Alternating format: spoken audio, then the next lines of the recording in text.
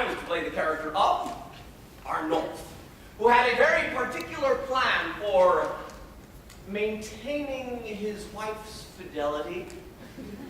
Convinced that the source of a woman's disloyalty lay in her exposure to the corruptions of society, Arnolphe was to take the most unusual step of selecting his intended wife at the age of 4, taking her on as ward, and locking her away in a convent in order to shield her from any outside influences and to keep her ignorant of any interests or alternatives that a woman might develop outside of marriage.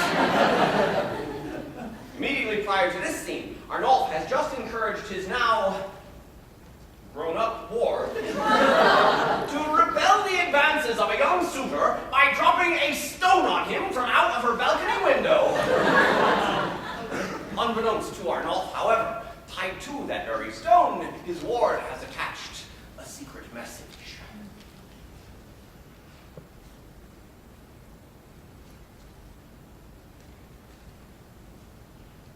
It's all succeeded fully on that score, and nothing else might so content me more.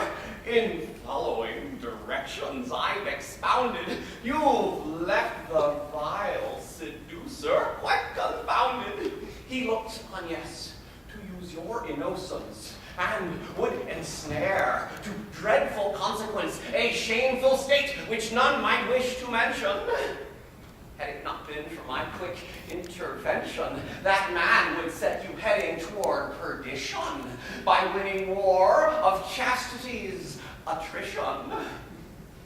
I know the ways of these young blades too well, how quickly you'd be on the road to hell. Oh, they've nice teeth and velvet tongue for talking, vast wigs, fine feathers, ribbons, lovely stocking. Yet, neath that stocking lies a cloven hoof. And all their aim toward women is in truth to make of them their victims and their prey. Yet, thanks to measures that we took today, you have emerged with virtue still intact. The way you dropped that stone made such impact, frustrating all his hopes and his designs, convincing me we two must soon entwine a match, for which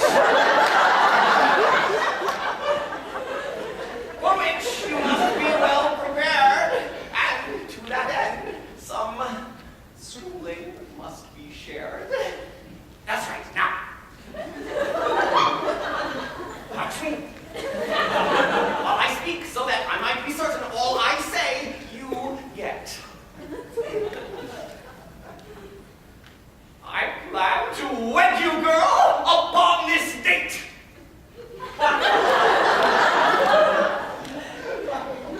And you should be delighted at this fate, the honor of the bed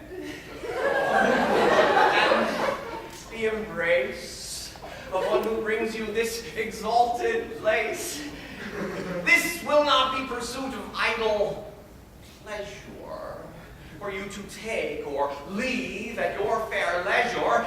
Your sex depends on ours once this is done, and though the two parts wedded make up one is superior, the other less.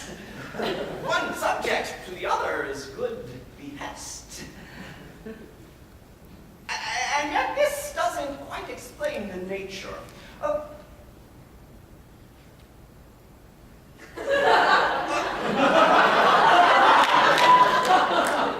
what a wife owes he who would engage her, such as submissiveness she must afford toward her husband, master, and her lord. Should he turn dark and glance upon the wife, she must look at the ground, and for her life must not presume to look him in the face, until such time his gaze holds greater grace.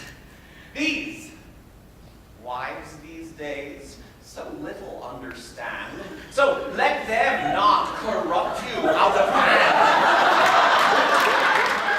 Beware the evil doings of coquettes. Each one of them conveniently forgets the duty that they owe unto their lord as soon as other interest is assured. Do not be tempted by the call of hell. An interest in some infidel, your honor won't endure the slightest soil. Know that in hell the cauldrons always boil, where wives of wicked ways are ever dipped, when by such heavy acts their souls are gripped. Your soul will stay all pure and lily white.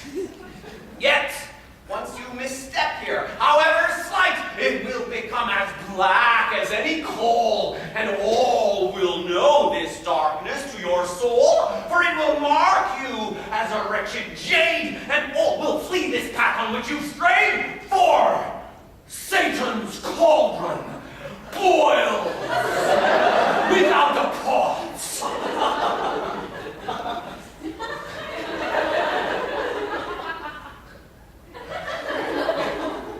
May heaven, in its goodness, take your